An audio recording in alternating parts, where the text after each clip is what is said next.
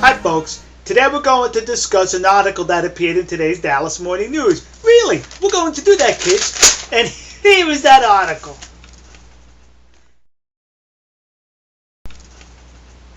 This article has to do with a trial that is currently taking place in Phnom Penh, Cambodia. But before we get into the trial, let me give you an historical perspective of what transpired in the region known as Southeast Asia. Back in the early 1960s and the early 1970s, North Vietnam was communist and South Vietnam was not communist, and there was a war between the two, and the United States was involved. Well, President Nixon gets into office and he inherits this war and continues the war. Well, the Democrats in Congress, who were the majority, said, get the troops out. And Nixon said, get lost. So the Democrats says, we're pulling the funding. No more money for that war.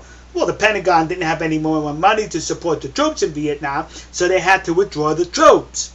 In addition, the Congress withheld the funding for the South Vietnamese Army, which collapsed then as a result, so the North commies took over the whole country. The thinking was, if we allowed Vietnam to become commies, the Domino Theory will take effect, meaning other nations will fall to communism. And guess what, kids? It happened. Cambodia was one of those nations that fell into the Domino Theory. Cambodia became a bunch of commies, ruled by the Khmer Rouge,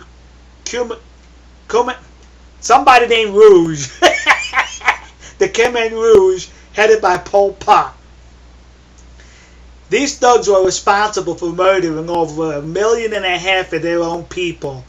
The equivalency to that today would be 30 million people in the United States. That's what an horrendous incident this was in Cambodia, and was labeled the killing fields. The rest of the world who said about the Holocaust, never again, that won't happen again, let it happen again. Nobody did anything while these people were being tortured and murdered. The only one country that stood up, and I can't believe I'm going to say this, were the commies in Vietnam. They invaded Cambodia to put a stop to this murder, for a few other reasons also, but primarily to stop the murder. And for about 10 years they fought the Khmer Rouge. And finally, then the UN gets involved, negotiates a peace between the two, disbands the Khmer Rouge, a constitutional monarchy takes over, and the Vietnamese go back to Vietnam. And peace breaks out in the region. Well, there was a prison camp, responsible for the death of something like 16,000 Cambodians, and it was called S-21. And the director of this camp, known as Duch, or better known as Kaing Guek Eav,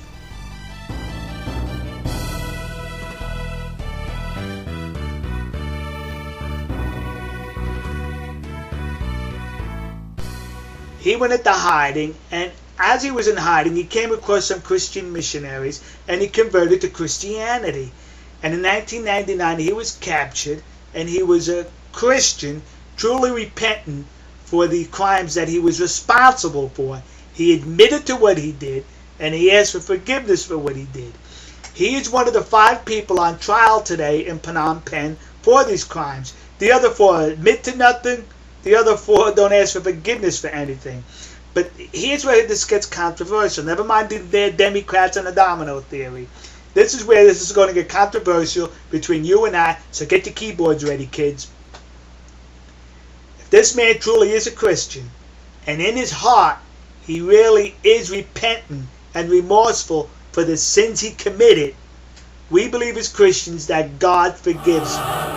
Now, whatever faith he may meet here on earth, and I'm not saying he should not be at the hands of this tribunal and suffer the fate that befalls him because of his past crimes, if he dies at the hand of this tribunal or naturally, when he dies and goes to heaven and God sees in his heart that he is truly remorseful, God will forgive him. Yay! Because we serve a merciful God. Folks, get your keyboards going. We'll see you. God bless you. God bless America. And God bless the nation you happen to be in. See ya.